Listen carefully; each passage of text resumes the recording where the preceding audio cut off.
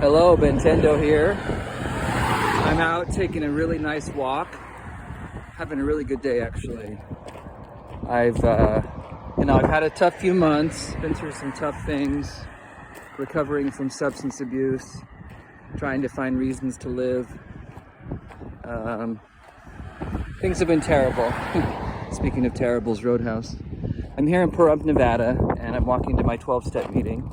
I thought that rather than putting my face on the camera today, I would put my shadow, because I've been grappling with my shadow quite a bit the past few months.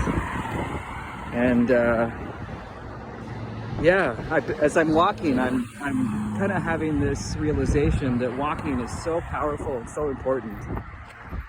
You know, I'm a very, very addictive person, very serious, almost hopeless case of drug addiction, drug and alcohol addiction, substance addiction. And those of us that are addicts tend to be addictive in many, many ways, in pretty much every way. So it's just something we have to live with. And it's like a force of nature too, in some ways, you know, like it's not necessarily good or bad, but it can cause a lot of bad or a lot of good if it gets directed into the right, if it gets channelized in the right direction, right? If it gets harnessed. If energy is not harnessed, then it can be destructive, addictive energy. Whereas when addictive energy is harnessed properly, it can really make our lives extraordinary. So my life is not extraordinary today, but right now it is extraordinary. So some of the externals may not be in place, but as I was walking, you know, I find that walking is really amazing and kind of gives me some of the things that drugs used to give me, of like that alteration of consciousness and feeling like my ordinary reality is kind of being shaken up and getting new insights into life, and in a deeper way, you know. I mean, substances kind of give you that illusion, but it ends up being kind of a mirage in the end, when you're an addict, at least for me.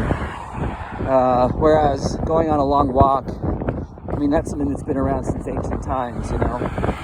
Since ancient times, there's been the long walk, like Jesus would go on long walks, you know, and the ancient Greeks would go on very long walks before they would participate in particular rituals or religious practices like the Eleusinian Mysteries, that, for example, would be preceded by this very long walk, like walking for days and days and days, you know.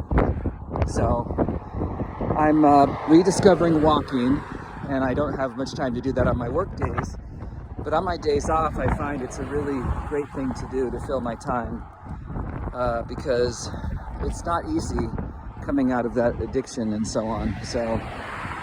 So as I was walking today, it was kind of fun because I was walking through some parts of Pahrump, Nevada. Interesting town. I was walking through some parts of town that I hadn't walked through before. Ow, I got a splinter in my heel right as I was saying that. Oh, let's see if I can get that out. So as I was walking, oh, that's a little better. As I was walking, I just found this really cool little area of town, and, you know, some beautiful little parts where there was a pond and some government offices, and just, you know, it's just interesting when you walk, especially for a really long walk. You know, you kind of discover things you hadn't seen before, clears your mind. It's so wonderful. So as I was walking, I had this kind of like revelation come to my mind. I don't know if you ever found that like a revelation will kind of come to you like a phrase, and this one phrase kind of embodies like many thoughts that you've had in your life that you've been trying to kind of make sense of and put into practice. So this phrase came to my mind, that my life will never be as good as what I'm able to enjoy now. I think I'm actually saying that wrong. Let me check and see how I wrote it in my notes.